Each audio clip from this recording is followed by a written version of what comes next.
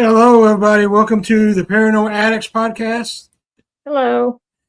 We are on season 3, episode 17. My guests today are my good friends. So we'll start out like we always do. Just introduce yourself, and then we'll get going. I'm Timmy Kennison. My name is Angel Kennison. And we are the Backwoods Kentucky Ghost Hunters. All right, so we'll start out with just the get to know you type questions. So, how did each of you first become interested in the paranormal? Well, Grace started about 2 years before me with our next door neighbor. They would go out and this, that, and the other, and they go to their house, and she dragged me into it, and I've always been into it. And we've been together ever since. Happily ever after. So that's right. Yeah, So I kind of drug him along, and he had no choice but to go. There you go. So how did Backwoods Kentucky Ghost Hunters come together? How did the team come together? Back in like 2009, there was 4 of us. I think 4. What? Yes. Or 6, 4 and 5 and 6 of us at different numbers, and we just made up the name, and that's how we started. Because we lived in Kentucky, and they were from the backwoods, so we just kind of put it all together. They came from Grayson County when we first started. I think that's how most of us get started. Oh yeah. So what is your philosophy as investigators? Well, I think everybody ought to have an experience. The first experience is your best experience. So the first time you get touched, the first time you hear an EVP with your ears, first time you see shadows and stuff like that, I think it makes you want to do it more. Yeah, I think it's definitely addictive. Yes. It is addicting. Yeah. I used to say it was an expensive hobby, but I don't consider it a hobby anymore. It's just kind of my life. I work so I can afford to do this. Yes. Yeah, because it is expensive. It is. And as you guys know, I'm in the process of upgrading my equipment. So I just got for Father's Day, I just got a new REM pod. I'm sorry, I can't say REM pod anymore. I got a new pod, and I'm upgrading everything a little bit at a time. So yeah, it does get expensive. But we want to have the best stuff we can, so we know it's real. Yeah. And it's fun also. So it is fun. I mean, you're not going to get activity every place you go. No. Even if the place is active, you're not, because the spirits, they're not trained monkeys. They're not trained circus acts. They choose where they want to go. But everywhere you go, you'll meet somebody. You'll become, more than friends. I mean, yes. we're family now, and that's just the way it is. We start, and we met the first time because I came out there and investigated, and then it seemed like we ran into each other everywhere, and it's true. We are family. I consider you guys family. So I don't want to get too far ahead on the location yet because we'll get to that here in a little bit. okay. So but sometimes can't. I think sometimes can't. I think the some of the older stuff we used to use when we first got started, it's almost just as good, isn't it? I think it is. I think I was asked recently what I think about the state of the paranormal field. Yes. And I was like, because I've been doing this for so long. I mean, you guys know that I've been doing this for 34 years now, and I love every part of it. But if I'm going to say 2 critiques about the state of the paranormal field right now, the first one I said was I think the new gen investigators rely too much on equipment. Yes. The Yeah, that's equipment's true. Yeah. And then the other thing, the other critique I said is I think we have too many paranormal entertainers now and not enough paranormal investigators. Yes. Yep, that's true. If that makes me the bad guy, you guys know I do not mind being the bad guy. But I mean- the worst thing about it's the truth. I'm not going to just say it if it's not the truth. I mean, That's right. I'm not going. I'm not the guy to hurt people's feelings. You know that. So if I Yes. say it, there's going to be truth there. So that's my question. What do you think separates a real investigation from entertainment, in your opinions?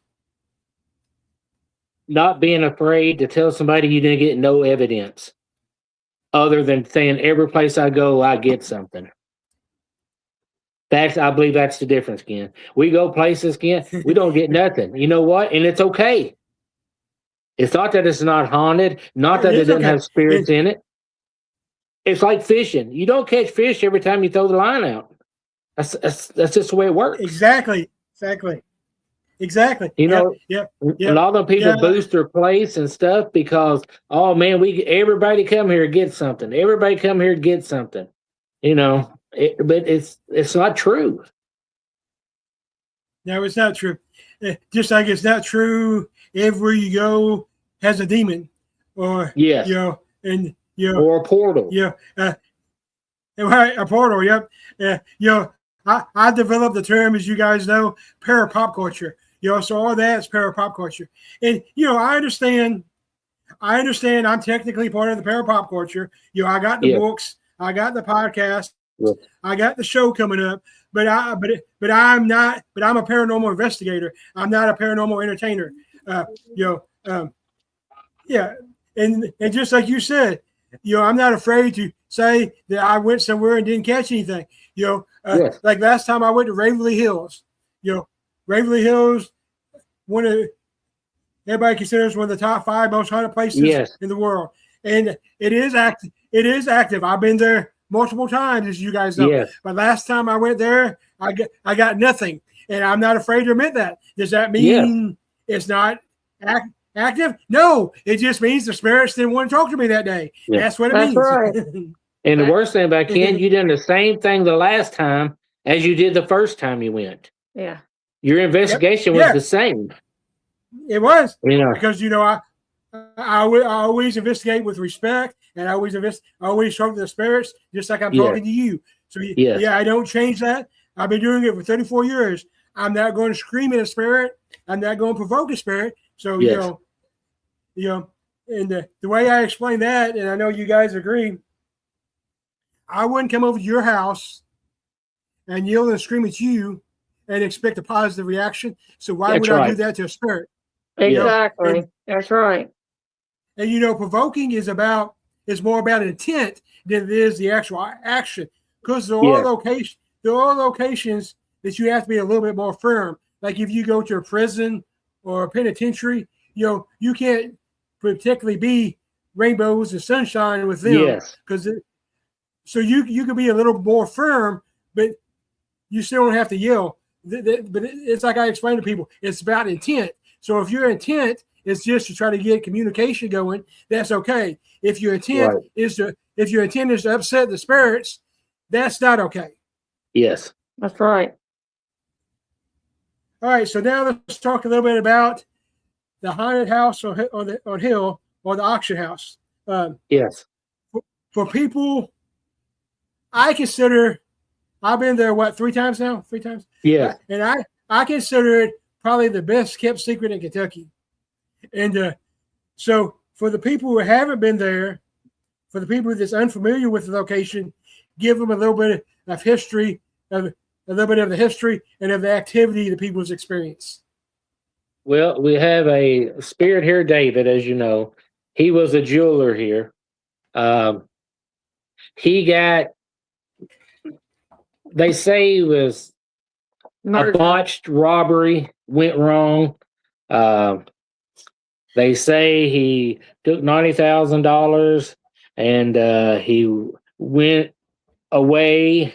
He went to another place, went to Nashville, and maybe he didn't have the best dealings with the right people, let's say. And they say it was a botched robbery. Uh, we know people who knew him personally, and every time we get our portal box out and do it, it's always murdered. It's always gunshot, killed, and murder. So I got the same thing. And so honestly, I think it's him telling us what really happened. You know, Yeah. we also have a Yeah. spirit of a woman here and a spirit of a little girl here. And we've been getting another spirit of a man here. But we don't have any history on those. Nothing. We know nothing about the woman, the child, or the other man here. People asked us, I mean- they said, go ahead.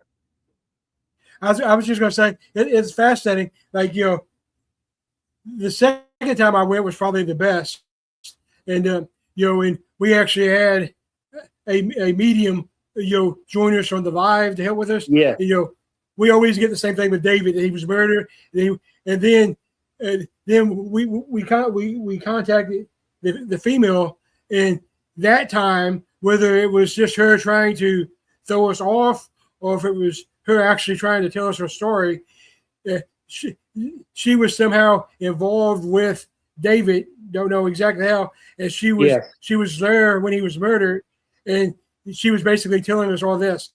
Yes. So, you know, like you said, now when we come up there next time, I'm sorry. I said that makes sense. Yeah, that's what she told us.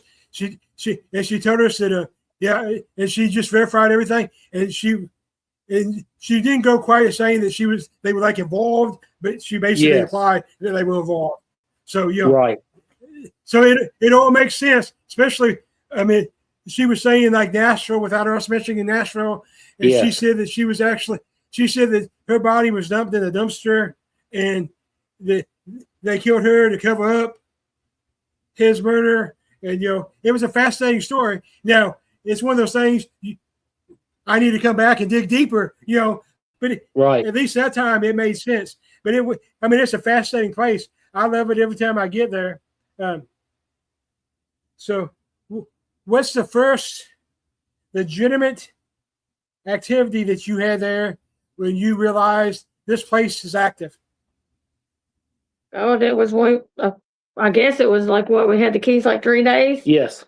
About 3 days in, we didn't know it was haunted when we came here. We were just moving our business, and we happened to be there. The people that was here before us had some furniture in one of the rooms, and we were in there taking the mirror off of the back of the dresser, and I was holding the mirror while he was taking the screws out, and that was our first shadow we saw. And then I actually saw, you know, like a black shadow, and then we heard a door creak, and we thought someone come in, and we were like, oh, and then from there, just everything started happening from there. And we were like, oh, okay. And then we were up here working before we started the auction.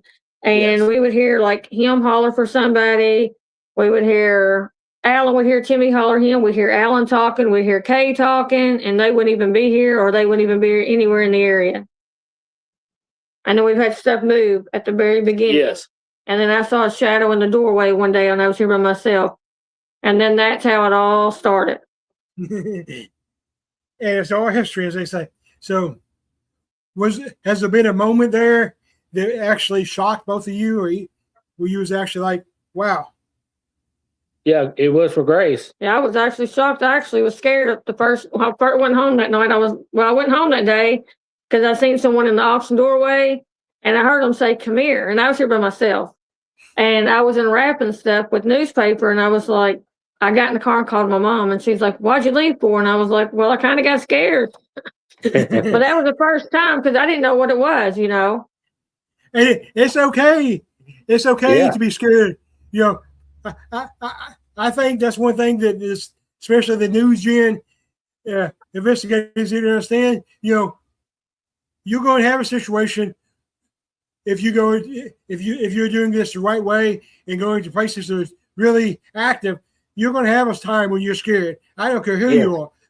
No, and it was we had only had the keys about maybe 10 days. Yeah, maybe. And it's kind of a big place. I mean, to be here by myself, and it was like 3 o'clock in the afternoon. And yeah, I left that day. I went out and left the lights on and went on out the door. What part of the house do you guys think is the most active? I think the part where David's room is, Yes. and the house part, he thinks the living room is where the couches are. That's where he thinks it's more active. He gets more stuff there than anywhere. But I mean, honestly, it's really everywhere because Yes. some nights it's really out. Like during the auction, it's really active in the auction part. Stuff falls off the tables, and and then I think it's really all over. I mean, I have to agree with that. I mean, I've always had good activity in Davis' room. Yes. Especially if I try to touch some of the jewelry. And the second time I was there, when I had the experience, the in-depth conversation with the woman, that was in the living room. And then the last time I was there, I got the SOS in the auction room. And where if you remember the video, the SOS was sitting there, and as I asked questions, you could see what looked like somebody moving on the SOS. Yeah. So that was interesting. That's cool. Yeah, so that was interesting. I don't think I've seen that yet. I will send it to you. Okay. Yeah, I haven't seen that. I will send it to you as soon as I get done with this. So have you ever had a skeptic come in and experience something that they couldn't explain there? Absolutely. Yeah, we've had a bunch of skeptics come in. First, it was two ladies that didn't believe in it, and they come to my auction. Yeah, and they were like, "Oh!" And then when they came up that night, they were like, "Okay, we're firm believers now. If anybody ever asks, we believe in it." They have a store here in town. They said we tell everybody about it. And then we had another customer that was here and didn't actually believe until he was in the bathroom and the toilet flushed, and he's actually not came back. And that's been 2 years ago. Oh, yeah. Yeah, he's not set foot back in the building. Well, I'm not a skeptic. I mean, you guys know that it'd be kind of hard for me to claim to be a skeptic, I think. But I was skeptical about the location the first time I came there. Yeah, I love it. I'll never forget it, Ken. I tell everybody who comes there, I said, I'm going to tell you what one of my friends said. He pulled up, he said, Timmy, I really wasn't expecting much when I was on the outside, but I was wrong. You're not the first person. You're the first person. I mean, you're not the only person that said that. We had another guy that came and was like, "Man, I didn't think nothing was going to happen." I'm thinking, "Okay, this is going to be boring." And he said it was one of the best places he's ever been. Yeah, I mean, it's definitely. I'd probably definitely put you in the top 3 in Kentucky. Which, I mean, for people who don't know, that's actually a big thing because Kentucky has some really active locations. Absolutely. They do, yeah. Kentucky's actually considered like top 500 states by whoever makes that list. And so, yeah, I mean, you guys are definitely, I mean, yeah. So I always put the Ditto House in West Point. Yes. I always put it first. Uh-huh. And then I used to always go Waverly, but I just don't think the spirits care about it, interacting with people anymore. They've done it for so long, they just don't care anymore. So 2's always usually between like Waverly and Octagon Hall. Oh yes. Yeah, we've been to the Octagon Hall. We like that. And then you guys are a solid number 3. And then from there we can go like Perryville, the Old Stone Jail. I mean, there's so much people. Yes. People don't realize that there is so much in Kentucky, but you guys are definitely, like I said, you're definitely in my top 3. And like I said, I definitely refer to the place as the best kept secret in Kentucky. And, I try to help promote the place and all that stuff. Oh, yeah, we definitely appreciate that. It's just a really active place. And the price, you can't beat the price. A lot of these places nowadays do it for money. And exactly. It's obvious you guys don't, and that's important to me, as you guys know. So, our thing is, Ken, is we go to places just like you do, and they have gotten so outrageous on prices. I want somebody to come in here and experience the same thing we do, and be affordable doing it. To me, that's what it's all about. And you guys do a great job of that. And last time I was there, not only did you get money for being there, you got an autographed copy of my book. That's exactly right. And I read it too. It was great. I got it sitting on my shelf at home. Yeah, it was a great book. Thank you. Yeah, I'm actually working on my second one right now, and Ray Kirby's writing the introduction for it. It's actually going to be on It's actually going to be in Christianity and the paranormal. Okay, I like it. Good. Yeah. I got the title from a conversation with Heather Donahue, the actress from the Blair Witch Project. Yeah. We had been talking for like a while. This is when I was at Smoky Mountain Terror last year. We've been talking for a while during the break, and the pub, they opened the doors back up and the public started coming back in. So I went back over to my table, so she could, do her thing, make some money. And as I was leaving, she noticed my Born Again tattoo. Yes. So she's like, "Hold on, Kent." She's like, "Hold on." I was like, "What?" I was like, "What?" She's like, "Hold on. You're a Christian and a paranormal investigator? How does that work?" I'm like, "It works good for me." I'm like, for us. So that's the title. That's the title of the book. And this one, I'm actually working. My first one was self-published. My second one, I'm actually working with a publisher. I'm working with a Nightmare Press out of Louisville. Mm-hmm. So I'm excited. I'm excited about this one. And then I've already got the third one kind of started. The third one is actually kind of like a state of the paranormal type thing. It's called "It Takes More Than Yelling." It takes more than screaming demon and wearing skinny jeans to be a paranormal investigator. That'd be good. I'll call everybody out. You don't know. Here's a true story, and you guys know how I am. So you know this is true. And for anybody that don't know it's true, you can ask Jimmy Ricker from Outlaw Paranormal. You can ask Josh Morris. You can ask anybody. There's plenty of witnesses. I'm talking about like over 100 witnesses. So, like I said, last year I was a featured guest at Smoky Mountain Terror. Going to be there again this year. Well, that for the people who don't know, Smoky Mountain Terror is more of a horror convention, yes. But they throw a bone to the paranormal field. There was 5 of us last year. There was Outlaw Paranormal, which you're like the host of the paranormal part. There was Outlaw Paranormal. There was me. There was SRS. There was Josh Morris, and then there was a Project Fair. Now, when does that take place? When does that take place? It's in the Smoky Mountains, outside of Gatlinburg, about an hour. Okay. And what's the dates on it, Ken? It's the last weekend of August. I'll give all that. Send me a message off air, and I'll send you the dates because it's like August 30th and 31st, something like that. Okay. I mean, if you guys can make it, you can be my guest and join me at my table. Okay. But anyway, so me being me, Project Fair was charging $40 for a 5x10 picture, not even an autographed 5x8 picture, just a picture. Yeah. So me being me, I walk over and their booth is 2 down from me. Right beside me is SRS, and then they're the next one. So I walk down there and I call them out on it right in front of everybody because I don't care. And Dakota looked at me and he's like, "That's fair." And so then, since I had their attention, I called them out for working with Sam and Kobe. So yeah. But we ended up being decent friends. I still think they're a little bit more para entertainer than they are para investigator. Yes. But they did treat me with professional courtesy after that. They took pictures of me for free, gave me merchandise for free. I mean, so they were cool with me. But nice. But it all works out like it's supposed to. The organizers of the event said that they would not have them back again, and this year I get to come back.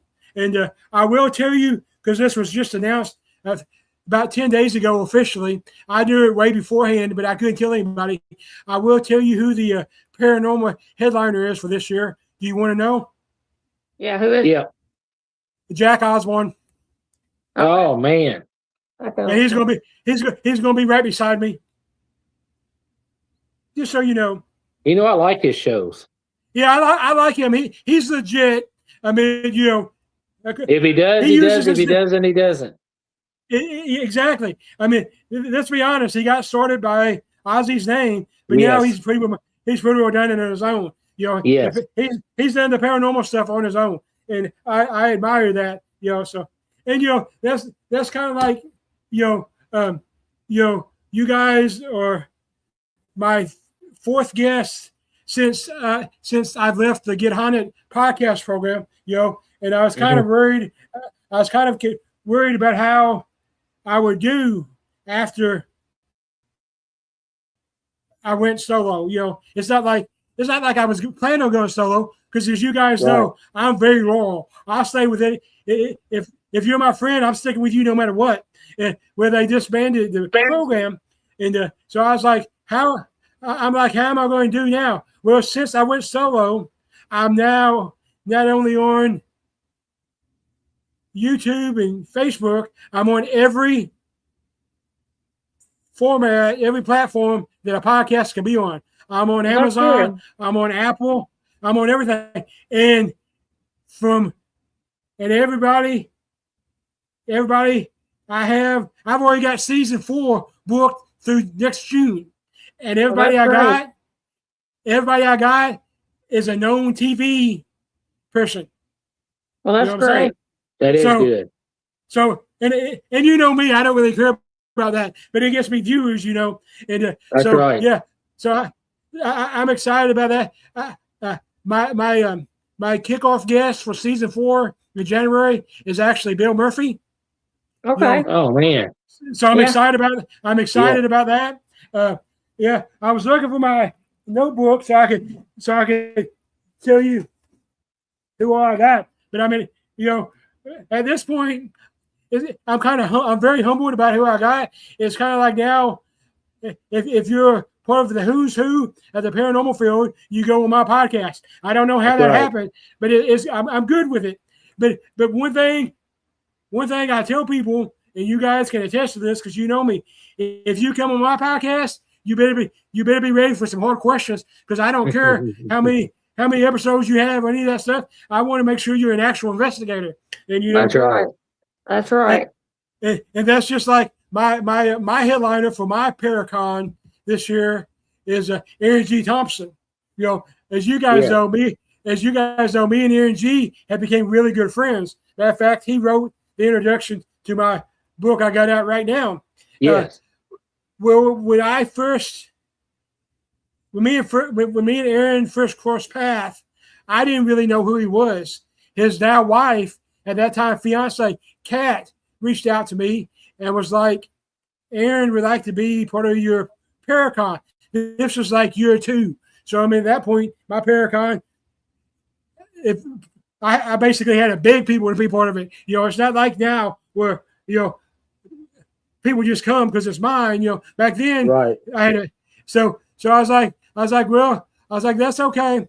I was like, but I really don't know who he is. And she's like, you know, he's done this and this and this. I was like, okay, let's do this. Have him come and be on my podcast, and we'll see how that goes. And then we'll see about him being, you know, the headliner of the event. Right. Well, at that time, everybody, including me, only thing they knew Angie Thompson from was 28 Days Haunted. Oh, yeah. Okay. I've seen that. On Netflix. Yeah. Well, 28 Days Haunted on Netflix was a big hit, but it was definitely more entertainment. The concept was good. I love the concept. You know, if somebody came to you and said, we're going to take you to the 5 most active locations that Ed and Lorraine Lauren investigated, and you're going to be stuck there for 28 days, that sounds fantastic. Yeah. But then it became entertainment. Well, anyway, yeah. So that's what he was known for. So when Aaron came on the show, and we quickly became good friends, as you guys know, me and Aaron are close now. And I actually told him, I mean, it's a shame that with everything you've done, people only know you from 28 Days Haunted, you know. So, and that's what I care about is whether you're really an investigator. I don't care about, you know, all that other stuff. And all right, so let's talk about some of your experiences and your stories. What is the strangest experience either of you have ever had? Okay, Kent, my very first experience and my strangest. I was at a graveyard here in Owensboro. I had a mag light on the tombstone. I had my video camera recording. Grace went and sat in the van, and I told him, I said, hey, if you were here, I asked a question. I said, if you could you turn that light on for me on the tomb? Turn my flashlight on. Something hit me in the rear end, and the flashlight in my back pocket came on, and I didn't know it at first until I looked around. I seen the light. Then I said, oh, hell, not that one, the one on the tombstone. Then the one on the tombstone came on. I love that. And he had it all on camera. And Grace erased it. No, we had it all on camera, and we had our first hard drive little camcorder, and we went to the Thomas house, and we ran out of storage, and he went to delete some, and instead of deleting one file, he deleted everything. All I have now, Ken, is just a memory. I had a thermal reading like that. I caught a thermal image of a human thumb. I mean, it wasn't like a thermal like you usually saw. It was a thumb. You could see the ridges and everything. Yes. And Jonathan, you know, who's my equipment guy, and my son, right. He erased everything on the thermal camera. Everything. That's one or two times he almost died. The other time, that's how you learn, though. You mess up, you erase it, and you start over. The other time he almost died, I had just got my first ever SLS camera. Just got it. And I mean, I'm not a huge fan of the SLS, as you know, but I mean, I like having it. I had just got it. We were doing an investigation at the Metropolitan Hotel in Paducah, and we were doing it with a film crew from Belmont University in Nashville. Mm-hmm. So I drove to the Metropolitan, and as you guys know, I'm from Paducah, so I've actually investigated Metropolitan multiple times.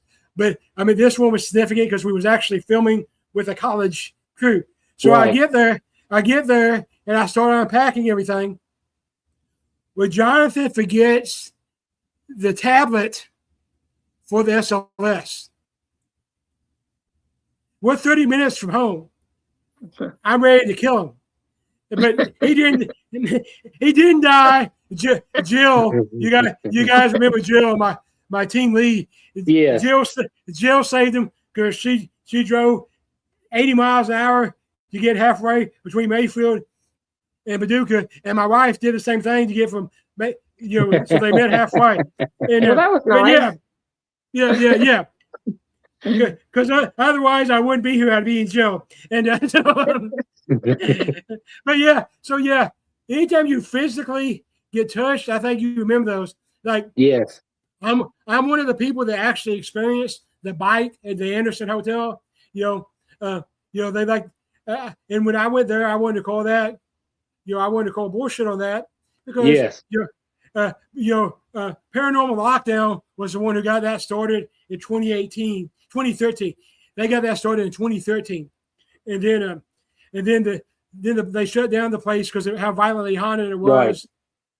And then when they reopened it in 2016, we were the third team that got to go in. Right. And I tell people this. Did you guys ever get to go? No. Okay. Well, I tell people this, and you guys know if I say it, I'm not just saying it to get likes because I don't care. There's two things people have to understand about the Anderson Hotel. First of all, they call it a hotel, but we're not talking about like a Hilton or even a Motel 6. It was a transit hotel. And for the people up north and stuff that don't know what a transit hotel is, a transit hotel is like where construction workers stay, where drug addicts stay, where people who don't have money. So that, so that's the first thing they have to understand. The second thing I tell people is they wanted it to be violently haunted, and I say that from experience because there was 5 verified deaths there. Yes. Okay, all of them by suicide. And when I verify a death, as you guys know, I use the coroner's report, the police report, and the newspaper. So I verify it. Of these 5 verified deaths that they have, they still got 3 bloodstained mattresses there. They still got a bloodstained bathtub. And then the 5th one, which ended up being the malicious spirit, he lived there and he drunk himself to the point that he hung himself in the closet. They still have all of his liquor bottles there, and they used to encourage you to bring. They used to encourage you to bring a bottle of liquor. Oh yeah. Before. So that's the first thing. So that's the first thing that tells you that they wanted to be that way. The next thing is just one of those. What do we not do in a haunted location? So they decided to turn it into a haunted attraction, a haunted house for Halloween. Which that's okay. I understand you got to make money. Penhurst says that, the other place says that. So, whatever. But what they did, they decided that they was going to paint a voodoo symbol on the doorway. Okay? Right. Are you with me? So without looking it up, they just painted something that looked cool. Where the symbol that they ended up painting was the one that opened the gates of hell. So they just enticed it. So when I got the bite, and I'm gonna make this a short story. When I got the bite, it didn't feel like a bite. It felt like a really deep Indian burn. Yes. On my calf. It felt like a really deep Indian burn. And then when we left and went to our base where we had light and took a picture, it looked like a big double bite on my calf. Well, you guys seen the tattoo that I had done over it, so I always have it with me. And so I was talking to Dylan Munson about it, the co-lead investigator of Ghost Hunters. He's been on my podcast a couple of times. We were talking about it this season when he was on my episode because I knew he had been there. So we were talking about it, and he was like, "Hold on." He's like, I can reinforce that because he's like, when I was there, the exact same thing happened to my crew member. He felt the Indian burn. Yeah. And then the bite was in the exact same place. So that's cool. I also caught the best EVP I've ever captured there. So the guy that lived there, that drunk himself to the point that he hung himself in the closet, well, he was a malicious spirit. Notice I said malicious spirit, not demon, because and for the people out there that don't know what a malicious spirit is, if you were a dickhead when you was alive, you're going to be a dickhead when you're dead. Yes. And that's the way this guy was. He ran, not only did he live there, but he ran prostitutes in and out of there. So my niece is on my team, and at that time she was 19. So she comes up the hallway and she decides she's going to use that angle to get communication going. And if you go to my TikTok page, I actually posted this video last week, so you can watch the video. Not the video, the soundbite. You watch the soundbite because I posted last week. And so she comes upstairs and she's like, "I'm 19 and cute. Can I get a job?" And 12 seconds later, we get a reaction in an unknown male voice. And the reaction was $50 and free room. That's good. Yeah. So now every time she has bad luck, we tease her that it's because she didn't take that job. But that's exactly right. That's the one location that I actually left early. I don't ever leave locations early, but your team safety eventually becomes first. And then at that location, Jill, you remember Jill, the one that my team lead, her and Tiffany ended up getting grabbed. Yes. In their private area by their spirit. And then at that point, team safety came first, and we left. Absolutely. Yeah, exactly. But with that being said, we was going to go back in 2024 but that's when they closed it down completely. So we didn't get to go Right. back. I actually paid the deposit and lost my money because they didn't open it back up. Oh, I've been there and done that. yeah. I know. I think that's a rite of passage, ain't it? Yeah. Yeah. That's when you know you're an investigator right there. When you pay a deposit and don't get to go. Yeah, right. So, what equipment do you trust most? Grace. Grace is the best equipment I got. I can walk around with Grace. Good answer. And I can look at her face. Me and Grace been married for 33 years. I can walk around with her. I can see her face, and I can know what's going on. Because Grace is sensitive. Grace can tell me things. Grace is a dreamer. Grace is just in touch with it. I'll put it to you that way. She's just like her mother. Her mother is the same way. It's all hereditary. So now I can just go with Grace and I can know exactly what's going on. Yeah, That's the my best team thing I says the got, same- Ken. My team Good says the luck. same thing about me. Yes. Oh, yeah. And it took me a long time to learn to trust my abilities. To hone your skills. That's what I tell Grace. Well, I was born with my abilities. My book, as you guys know, because you read it. My book, I wrote that most kids' first memories is of their first bike, their first Christmas. But my first memory is the first time I saw an apparition. Yes. So I always knew I had the abilities, but to actually hone into it and learn how to use them. You're right. Because I didn't have anybody to learn from. I'm from down here in Western Kentucky. As you guys know, it's not only the Bible Belt; it's probably the capital of the Bible Belt. Yes. We have more churches than we have people, I think. And so I didn't have anybody. I didn't have ghost hunters. I didn't have ghost adventures. I had Robert Stack one Friday a month on Unsolved Mysteries. He did. That's what I watched. That's what Grace watched. Yep. I had that, and then I had books. I read every book by Ed and Lorraine Lauren. I read every me book. too. Me too. And so that's what I had. So it took me a while to learn to use them, but yeah. So yeah, I completely understand it, and I still don't label my skill. You guys know this. I don't label my abilities. I have people. You need to start calling yourself this. You start calling, and that comes from legitimate people. So I had Kenneth Drake on the podcast 3 episodes ago. He's my first guest after leaving Get Haunted. And me and Kenneth Drake have became good friends. And Kenneth Drake is and that's the first thing he said to me. He's like, you never even had to tell me you had abilities. He's like, mediums know mediums. And he's like, I knew the first time I talked to you that you were one. He's like, you really just need to start embracing that. So maybe eventually I will, but I'm not there yet. But I do trust my abilities now. So that's all that matters, right? That's right. Yeah, that's right. So what piece of equipment?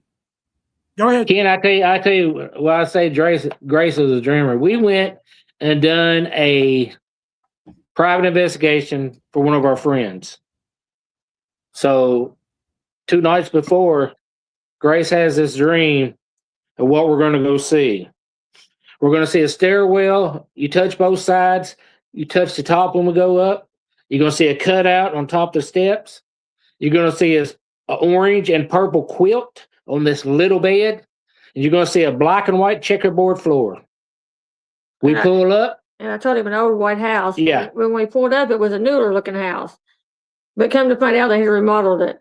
So I asked her, and I said, what's this on the wall right here? She said, oh, Timmy, that's what the house used to look like when Bill was a kid. I said, what do you mean? Oh, yeah, this was Bill's homestead house. This is what it used to look like. She said, hold on, I'm going to take you upstairs. She opened the door, and I said, well, son of a bitch. She said, what's that? I said, you touch both sides of the wall, touch the top, and you go up. Mm-hmm. We get up front. She got a little hope chest sitting in a square cutout. And we walked through the thing. She said, I don't see that quilt. The bed, I didn't see the bed at first. There was stuff kind of covered Yeah. it. We went into another bedroom, and we got the other bedroom. As we turned to come back, I seen the quilt. I seen the bed. Yeah. And then he pulled the blanket back, and the quilt was hidden underneath of another comforter. So we go downstairs, and he said, Timmy, I'm limping a little bit today. I said, Bill, what'd you do? He said, last night I had a dream that I was falling, and I was in bed, and I fell off, and I went all the way to the basement. I said, you got a basement in this house? He said, yeah. Here, I'll take you down there and show you. I walked 4 steps down, said a cuss word, looked down, there's a black and white checkerboard floor in this basement right there. So, and you tell people that, and like I said, and I think you're crazy. They can believe it or not. You know what? It makes no difference. I'm like you. It makes no difference to me. I know. Right. So we go to this hospital. Yeah. And we go to the hospital. Grace sees this man sitting in this chair. He's a younger boy, and his side of his face is messed up. And she tells me his name. And she looks back there, and that boy was a patient there, and he passed away in the emergency room there. From a car wreck. And one side of his face was messed up. So they can tell me whatever they want. If Grace does or don't, I don't care. I know. Yeah, I believe you. And, I have the dreams too. That was how my abilities first began. And, that's how Grace and what was strange. And what was strange is sometimes I'll have dreams, and it would show me everything up until the event, and I'll forget about it. The dream will be years earlier, like 5, 10 years earlier. So I have completely forgot about the dream. Then the circumstances start happening. Yeah. And I get a feeling in my stomach and my head, and I'm like, this was my dream. I was like, so we're either about to have something really good happen, or we're about to have something really bad happen. One or the other. Like, I do the same thing. I'll say something's about to happen, and they'll say, don't say that. And I'm like, well, it is. Exactly. You can't help it. That's just the way it is. It is. All right. So this has went so good, we're already almost out of time. So let's get into a little bit more stuff before we okay. Before we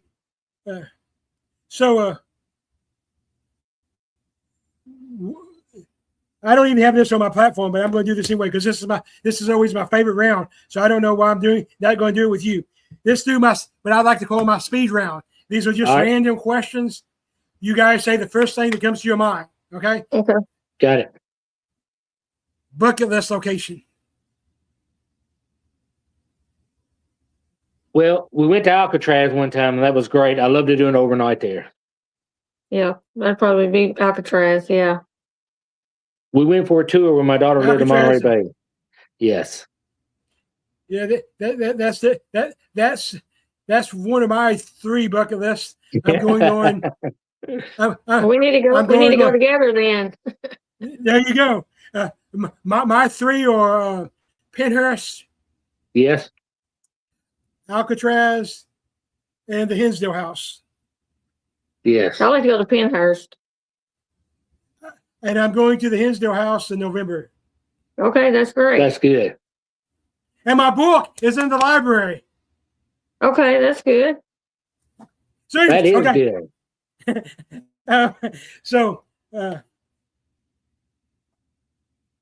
Demons or no demons? I do believe there is demons. Not everywhere, but I encountered one time, so I do believe there are demons. Yes.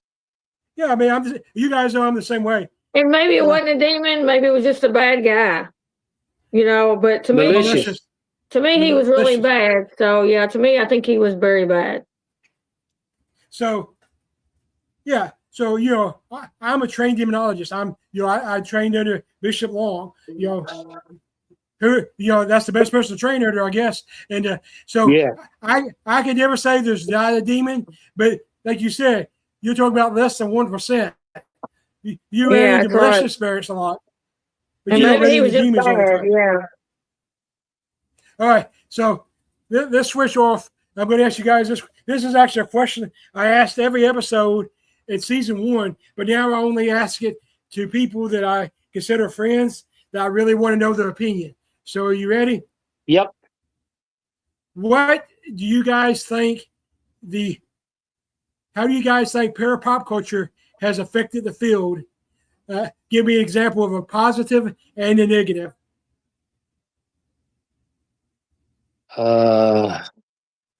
And you guys do this, because we discuss this every time we run into each I other. tell you what, I tell you a positive, Ken. I think a positive is when you have a haunted location like ours or something like that, you get more people interested in looking at it because of the internet and the platforms and the stuff like that.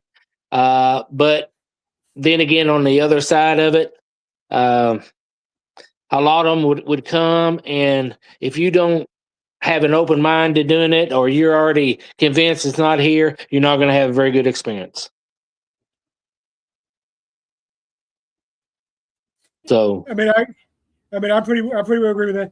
I tell people, I think the positive is, like you said, it's now okay to talk about it. It's now, yes. I still live in Western Kentucky. I moved a lot, as you guys know. I lived in Texas. Right. I lived there with Georgia, Indiana. But I always moved back home, so I still live here. And now when I go to Walmart or whatever, and people here or people see my Ken 10 Paranormal shirt or whatever, Right. They come up to me. 8-year-old me was told by a 6-year-old black lady that looked like Dale Carter at St. Francis Hospital when I was there to visit my grandmother that I was going to hell and I was a tool of the devil because of my gifts. Now at Walmart or whatever, people come up to me and they're like, "Oh, you mean like ghost hunters?" And then next thing you know, they start telling you about their grandparents' house where they experienced this. Absolutely. So that's the positive. Yeah.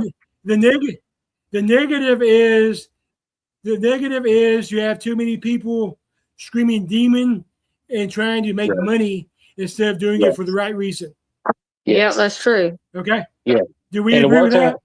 The worst thing, Ken, that like you said, they do it right there, and they'll come to a place like ours, and they'll get nothing, and they'll tell everybody they know, "I didn't get nothing at that place. I don't know if that place is any good or not." That's the problem that you have. Everybody's got an opinion. Yeah, and you guys know I'm me, and I don't care about calling anybody out. And that's just like, I don't have a problem with anybody until you make me have a problem with you. You guys know that. You know my personality.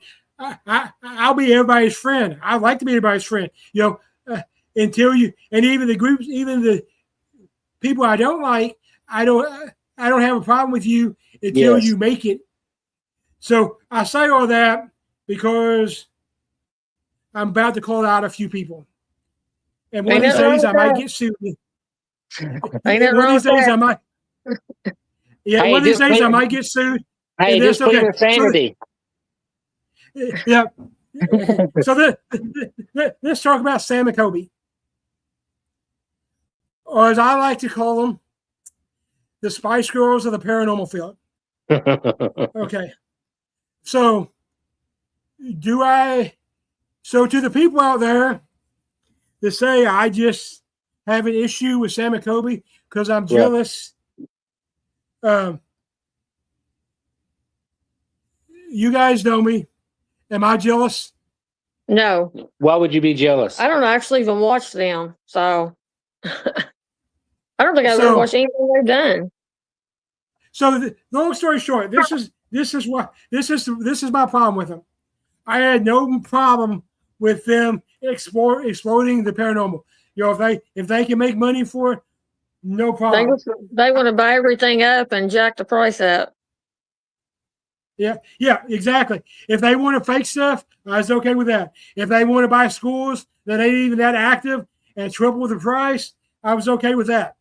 When when they made me have a problem with them was 2023. I was investigating Harriman Hospital, and I'm good friends with those people, as you guys know. We start filling out. Yes, they are. So we start filling out the waivers. They're very nice. We start filling out the waivers as you always have to fill out. Well, all of a sudden, there's a new waiver.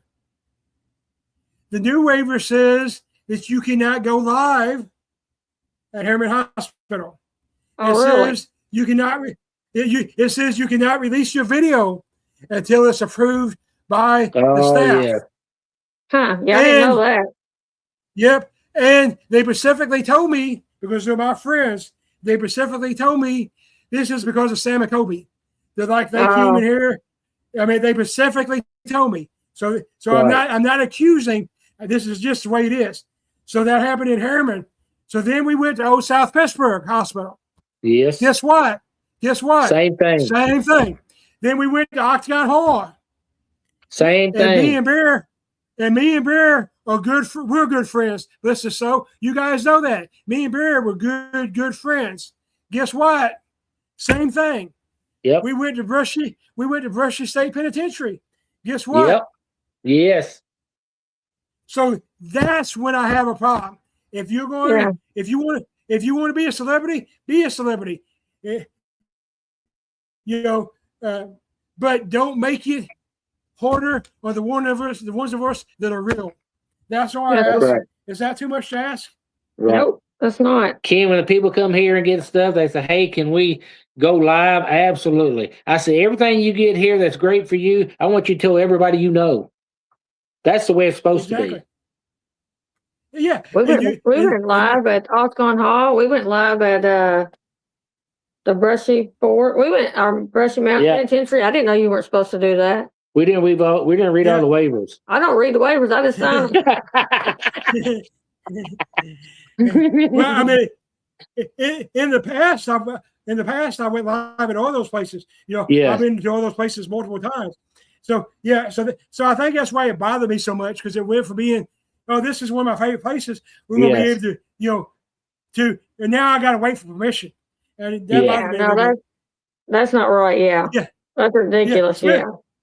Yeah. So I mean, but I get it from their standpoint too, because I mean, it's like, I mean, at Harriman Hospital, they took the time to explain it to us. I guess mainly because we're friends, and they're like, we don't want people going around screaming that we have demons. They're like, yes, the hospital is active, but we don't have demons, and they're like, we don't want that kind of reputation. So I get that. That's right. But they also should have been like, we know you, so you're okay. Yes. But I mean, I understand it. I mean, you can't make exceptions for one person and then not for everybody else. So I get it. So yeah, and like you said, you tell everybody, if you find something here, let everybody know that's the way it's supposed to work. And just like, as you guys know, because you shared it with me, and I'll let you share it with everybody, and then I'll let you go. But you guys have had lots of people come there because of me, and, because I promote you guys, and that's the way it's supposed to work. It's a good location. You guys are friends, so therefore I promote you guys without worrying about it. Yes. You know what I'm saying? And that's the way it's supposed to work. That's what I tell everybody can down here. I said, listen, everything I tell you through a walkthrough, I got a video of it. Everything I tell you happens, I got a video of it. You go back to the thing, everything I tell you, I got a video of it. We go to places like you do. I can tell you anything you want to know, anything you want to hear, but I got a video to back up everything I say. Exactly. So, when's the next time I'm going to see you guys at Rock Island? Is that the next time we're going to get to see each other? We're definitely going to see you, Rock Island. Yeah. I don't know. We're gonna go to that Troy Taylor one at the end of June. Is that what it is? End of June. End of August, I think. I'll look at the dates. It's in Alton, Illinois. You going to Alton, Illinois, Kent? The Haunted American Conference. The Haunted American Conference? Yeah, that's July. Yeah, we've never been. No, it's the end of June. It's June the 26th and 27th. Yeah. We've never been before. We thought we'd try it out. I like it. As you guys know, I'm a little sidelined right now because I'm recovering from knee surgery. So I might stick to some stuff, but I'm not really supposed to be active again until the middle of August. So yeah. Because are you going to the Smoky Mountain one again? It's August. August. Yeah. Okay. Yeah. I'll send you a message later and ask you when it is. Yeah. So mine. Yours is coming up too, isn't it? Mine is September 26th. Yeah, yours is the week before Rock Island. Yep, always is. Yep. Always is. Yep. And yeah, I'm excited about this year though, because this year I have it written down. The 26th is yours. September 26th. Yeah. This year I got Energy Thompson, Outlaw Paranormal, The Winter Bros. I actually have a UFO person this year. I got Michael Huntington coming down. Huntington Strange Travels. He's my alien guy. He's my alien guy this year. I got Jen Jacobs coming down to be my cryptozoologist. I got we're loaded this year. And next year is year 5. Next year I'm actually considering moving to Paducah. And so next year, with it being year 5, we're going big. And I've already got 2 of my speakers for next year. That's good. You guys are friends, so I'll tell you. You want to know who I got for next year? Who's that? I got Daryl Munson. Yeah. And I got, Kenneth Drake. Okay, that's good. It is good. Yeah. I could probably have more, but I don't want to get too involved in next year when I'm still doing this year. You know what I'm saying? Right. But all right, guys. Tell everybody where to find you guys and what you got going on. Tell them how to get a hold of you to book. All right, you go to Backwoods, Kentucky Ghost Hunters, Haunted House on the Hill.